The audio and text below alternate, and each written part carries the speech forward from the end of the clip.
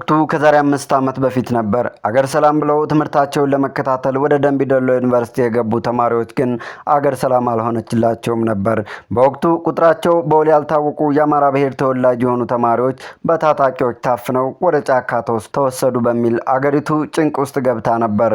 መንግስትም ጉዳዩን ባላየ ለማለፍ ቢሞክርም ልጆቼ ይማሩልኛል ብሎ ስንቅ አስቋጥሮ የላካቸው ወጥተው እስኪገቡ የሚሳሳላቸው ወላጆች ጩኸትና ሲቃው መቋቋም አልቻለም ነበር።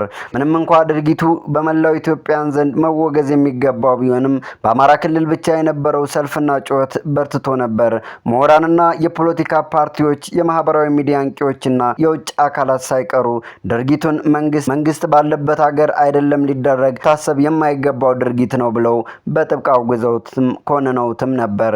ይህ ሁሉ ሲሆን መንግስት ልጆቹን ከአውሬዎቹ መንጋጋ የማውጣት ከሞት የማትረፍ ሙሉ ኃላፊነት መውሰድ ሲገባው ድርጊቱን በአርምሞት ከመከታተል ባሻገር አላየሁም አልሰማሁም ለማለትም ሲቃጣው ነበር። ነገር ግን በአማራ ክልል የነበረውን ጩኸት መቋቋም ሲያቅተው የታገቱ ተማሪዎች የሉም ብሎ ለማስተባበል የሞከረው መንግስት ቆይቶ አይኔን በጨው ብሎ ቁጥራቸው እስከ 27 የሚደርሱ ተማሪዎች ታፍነው መወሰዳቸውን ይፋ አድርጎ ነበር። በወቅቱ የመንግስት ሴክሬታሪ ኃላፊ የነበረው ዛሬ ላይ ሲዋሽለትና ሲቀጥፍለት በነበረው መንግስት ወደ እንደተወረወረ የማይታወቀው አቶ ንጉሱ ጥላሁን በየሚዲያው ብቅ እያለ እውነታውን ሳይሆን በል የተባለውን እየቀባጠረም ነበር።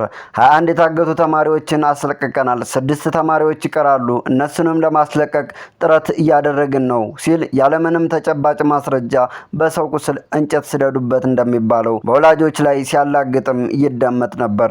ጉዳዩ እንደ ሌሎች ጉዳዮች በቀላሉ ተዳፍኖ የማይቀር በመሆኑ መንግስት ማስተባበያ አይሉት ማስተዛዘኛ የሚመስሉ ምላሾችን በማቅረብ ጉዳዩን ለማረሳሳት በሚመስል መልኩ ምላሾችን ሲያቀርብ እንደነበርም ይታወሳል። የልጆቹ ደብዛ የጠፋባቸው አርሶ አደር ወላጆች ግን ዛሬም እንባቸው ሳይታበስ የብዙዎች መዳረሻ አልታወቀም። በአውሬዎቹ ይበሉ እንዲሁ እንደ አሻንጉሊት መጫወቻ ያደርጓቸው ዛሬም አልታወቀም። ከሰሞኑ ብርቱካን ተመስገን የተባለች በወቅቱ ከታጋቾች መካከል አንዷ የነበረች የብዙዎች ስቃይና መከራ ተሸክማ በኢቢኤስ ቴሌቪዥን ብቅ ብላለች። ብርቱካን ላይ የደረሰው መከራና ስቃይ የሰው ዘር የሆኑትን ሁሉ በእንባ ያራጨ የብዙ ሰዎችን ቁጣ የቀሰቀሰና ዓለምን ጉድ ያስባለ ዘግናኝ ታሪክን ይዛ ብቅ ብላለች። ወጣቷ ያሳለፈችውን ዘግናኝ ታሪክ በእንባ ታጅባ ለኢትዮጵያ ሕዝብም ተናግራለች። ተምራ ራሷን ከነበረችበት ችግር ለማላቀቅ ተስፋ ሰንቃ የሄደችው ብርቱካን የልጅነት ህልሟን ተኮላሽቶ ዳግም ሊጠገም በማይችል የእሳት አለንጋ ተገርፋ የብዙዎች ብትር አርፎባት መንገድ ላይ ተጥላም ተገኝታለች። ኢቢኤስ ቴሌቪዥን በእድሜ ዘመኑ ከሰራቸው ድንቅ ፕሮግራሞች የብርቱካንን ታሪክ ያቀረበበት ፕሮግራም የመጀመሪያው ነው ሲሉ ብዙዎችም እያመሰገኑት ይገኛሉ።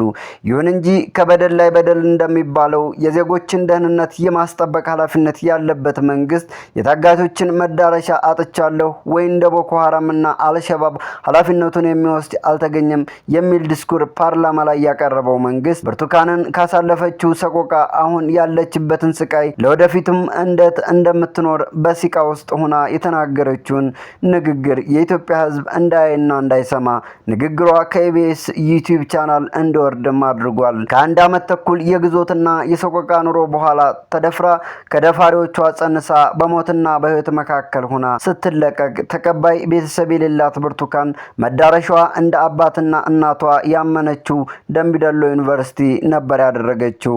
ዩኒቨርሲቲውም የደረሰባትን ጉዳት በቅጡ ሳይረዳ እስከ ውጭ ሀገር ወስዶ የማሳከም ኃላፊነት ቢኖርበትም የቁስል ማድረግ አቀብቶ ሰደዳት። አስተምሮ ቁም ነገር ማስያዝ ዓላማዬ ነው ብሎ የተነሳው ዩኒቨርሲቲው ብርቱካንን እስከ ህመሟ አዲስ አበባ አምጥቶ ለልመና ጎዳና ላይ ጥሏት ተመለሰ። ያልበቃ ብሎት ብርቱካን ላይ ሌላ ጠባሳ ለመጣል ከናካቴው አላውቃትም ሲል አይኑን በጨው አጥቦ ክዷታል። በኢቢኤስ ቴሌቪዥን ላይ የቀረበችው ብርቱካን ተመስገን አላውቃትም ሲል ተደምጧል። ዩኒቨርሲቲው የቴሌቪዥን ጣቢያው ያቀረበብኝን ውንጀላ ካላስተባበለ እከሰዋለሁ ሲል እየዛተም ይገኛል። ሌሎች አካላት ግን የብርቱካንን ጥንካሬ የጋዜጠኞችን ብርታትም እያመሰገኑ ነው።